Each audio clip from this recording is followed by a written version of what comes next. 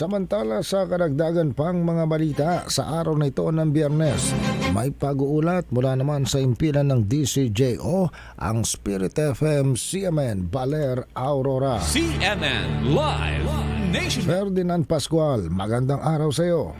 Magandang araw Ariel, magandang araw Pilipinas. Nahuli sa akto habang nagtutulak ng pinagbabawal na gamot ang isang lalaki sa bahagi ng Purok 2 sa Barangay Buhangin, Baler, Aurora, dakong alas 11:45 ng gabi kamakailan.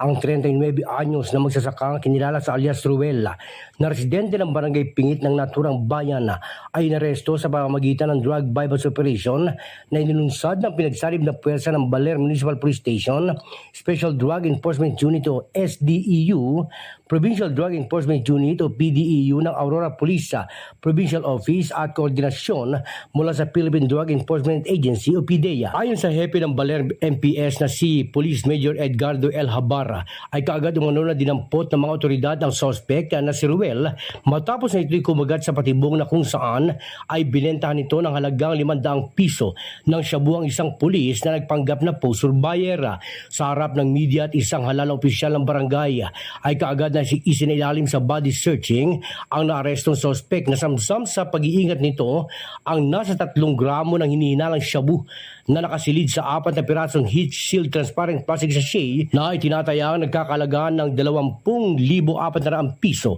Nakuha din kay Ruel ang isang itim na lighter at isang kulay itim na pouch na naglalaman ng mga drug paraphernalia at bypass money na ginamit ng pulisya para madakip ang suspect.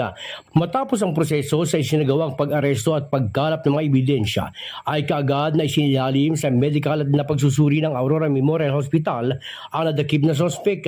Naharap ngayon sa kasong paglabag sa Section 5 at 11 ng Republic Act 9165 o Comprehensive Dangerous Drugs Act of 2002 ang naarestong si alias Ruel na ngayon ay kasalukuyang nasa kandili ng Baler MPS. Samantala Ariel, binalot na madamdaming emosyon ang covered court o gymnasium sa bayan ng Dingalan, Aurora nitong Lunes kung saan inilunsad ang flag raising ceremony ng mga kawani at halal na opisyal ng lokal na pamahalaan. Hindi na napigilang mapaluha ni outgoing Dingalan Mayor Sherwin Taay dahil iyon na daw kasi ang huling pagkakataon na mangunguna sa nasabing programa ang tanggapan ng punong bayan sa ilalim ng kanyang administrasyon bilang alkalde. Ayon kay Mayor Taay, hindi man resulta ng kalungkutan ng kanyang naging emosyon kundi ito ay indikasyon ng lubos na kaligayahan dahil ngayong huling mga araw ng kanyang panunungkulan daw nito, lubos na nakikita ang malaking progreso at pagbabago ng siyang pundasyon para sa tuloy-tuloy na pag-asenso ng Dingalan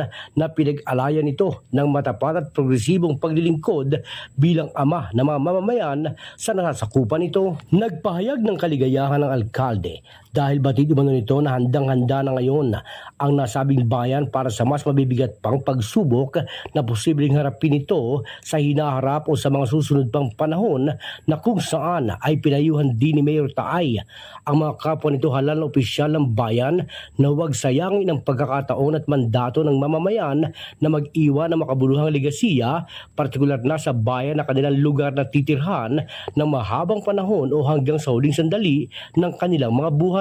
Bukod sa mga kawani ng pamahalaang lokal, simula sa maliliit hanggang sa mga head offices at mga kapwa nito opisyal ay pinasalamatan din ni outgoing Mayor Taay ang bawat mamamayan ng Dingalan na malaki ang naging ambag upang may sakatuparan ang lahat ng mga proyekto para sa kaunlaran ng bayan at iba pang mga dahilan ng malaking pagbabago na wala noon sa bagong Dingalan ngayon. Masaya umanong bibitawan ng alkalde ang kanyang posisyon sa pamahalaang bayan dahil batid nito na ang malaking bilang ng mga mamamayan sa lugar ay mayroon ng buklod na prinsipyong katulad ng sinulong nito na nakatuon sa interes ng mas maraming mamamayan at ng kanilang mahal na bayan. Samantala panatag at kampante naman si Mayor Sherwin Taay sa kanyang pagbaba sa pwesto bilang punong bayan dahil ang kapalit nito ay ang kanyang may bahay na si Dingalan Mayor-elect Aurora Guzman Taay na matagal nagsilbi bilang guro at punong guro ng St. Patrick's Academy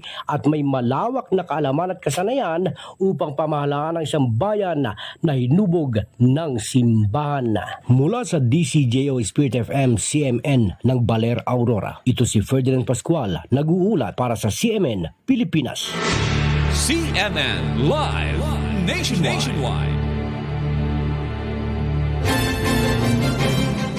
Maraming salamat Ferdinand Pascual mula po sa impilan ng DCJO, ang Spirit FM, CMN, Baler, Aurora.